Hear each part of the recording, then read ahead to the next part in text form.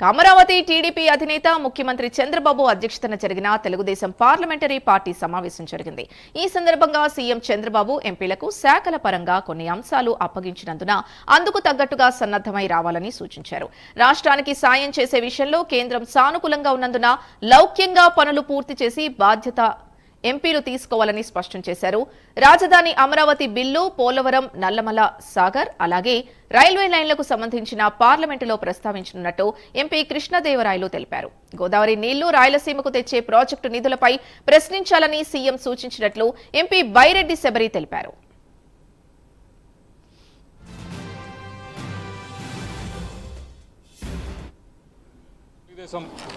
Parliamentary party meeting budget సమావేశాల ముందు ఈరోజు ముఖ్యమంత్రి గారి అధ్యక్షతన జరిగింది. బడ్జెట్ సమావేశాల్లో ఏ విషయాలపైన మాట్లాడాలి, ఏ టాపిక్స్ మనం తీసుకోవాలి, రాష్ట్రానికి సంబంధించి ఏ టాపిక్స్ ఏ సబ్జెక్ట్స్ మీద మాట్లాడాలి అనే దానిపైన అందరం కూడా కూర్చొని చర్చించుకొని, అలాగే ముఖ్యమంత్రి గారి సూచనల మీదకు కొన్నింటిని మేము ముందు తీసుకెళ్ళడానికి నిర్ణయించుకున్నాము. ముఖ్యంగా బడ్జెట్ సమావేశాలు మొదటిది మీ అందరికీ తెలిసిందే, నిర్మలా సీతారామన్ గారు అత్యధికంగా ఒక ఫైనాన్స్ మినిస్టర్ బడ్జెట్ ప్రవేశపెట్టడం, ఒక మహిళా ఫైనాన్స్ మినిస్టర్ బడ్జెట్ పెట్టడం, ఫైనాన్స్ మినిస్టర్ కూడా బడ్జెట్ ఎన్నిసార్లు పెట్టడం అనేది అత్యధికంగా నిర్మలా సీతారామన్ గారికి రేపు 1వ తారీఖు నుంచి ఆ క్రెడిట్ వస్తుంది. అందుకని దీనికి చాలా ప్రాధాన్యత సంతరించుకుంది. అలాగే మరొకటి, ప్రపంచంలో మారుతున్న పరిస్థితులకి అనుగుణంగా, ఆర్థిక పరంగా కూడా మారుతున్న పరిస్థితులు అనుగుణంగా భారతదేశం ఎటువంటి స్ట్రాటజీతో వెళ్ళబోతా ఉంది, ఎటువంటి చర్యలు తీసుకోబోతా ఉంది మన ఎకానమీని ముందు తీసుకెళ్ళడానికి, ఆర్థిక పరిస్థితిని ముందు తీసుకెళ్ళడానికి అనే దానిపైన కూడా ఈ బడ్జెట్ సమావేశాలు చాలా కీలకంగా మారబోతా ఉన్నాయి. అందరికీ నమస్కారం. ఈరోజు గౌరవ ముఖ్యమంత్రి చంద్రబాబు నాయుడు గారు ఒక అనుభూతితో ఈ రాష్ట్రానికి కావాల్సిన నిధులు కానీ బాధ్యతలు కానీ వారు మాకు చెప్పడం జరిగింది. ఈ 18 మాసాల్లో ఎంపీలందరూ కూడా సమన్వయంతో పనిచేయడం, రాష్ట్రానికి సంబంధించిన సహాయ సహకారాల్లో డైరెక్షన్ తీసుకొని కేంద్రం నుంచి రావడం, వారు మమ్మల్ని ప్రోత్సహిస్తూ మరికొద్దిగా పనిచేయాలని వారు సూచనలు ఇవ్వడం జరిగింది. రేపు పార్లమెంట్లో మా పార్లమెంటరీ పార్టీ లీడర్తో మేము కొన్ని డిస్కస్ చేసి వారు ఇచ్చిన డైరెక్షన్తో, మా అధ్యక్షుడు వారు ఇచ్చిన డైరెక్షన్తో కూడా మేము ఆ కార్యక్రమం చేస్తున్నాం.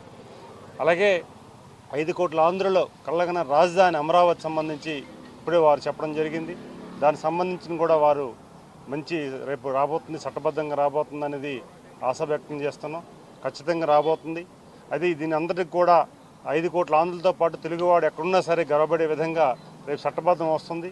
అలాగే జగన్మోహన్ రెడ్డి విషయంలో మనం ప్రస్తావన చేసుకుంటూ ఒకసారి ఆ రాజధాని కోసం ఏదైతే ఇప్పుడు పారిశ్రామికవేత్తలు వస్తుంటే, అభివృద్ధి జరుగుతుంటే ఆటంకించాలని చూస్తున్నాడో దానికి రేపు చెక్కు పెట్టే అవకాశం వస్తుందనేది మీ ద్వారా తెలియజేసుకుంటూ, ఈరోజు ప్రతి ఒక్కరు కూడా ఎన్డీఏ కూటమికి ఇచ్చిన నాయకత్వానికి బ్రహ్మాండంగా ఇటు ఎమ్మెల్యేలు కానీ, ఎంపీలు కానీ, మంత్రులు కానీ, ముఖ్యంగా గౌరవ ముఖ్యమంత్రి చంద్రబాబు నాయుడు గారి నాయకత్వంలో పనిచేసినందుకు చాలా ఆనందంగా ప్రజానికి ఉన్నారని మీ ద్వారా తెలియజేసుకుంటున్నాం. Thank you. ఈరోజు పార్లమెంటరీ మీటింగ్ జరగడము, అలాగే ముఖ్యమంత్రి గారు అలాగే లోకేష్ అన్న గారు ఇద్దరు మాకు అడ్వైజెస్ ఇవ్వడము, రాబోయే పార్లమెంటరీ సమావేశంలో ఏం మాట్లాడాలి, ఏ అంశాలు టేకప్ చేయాలి అనేది.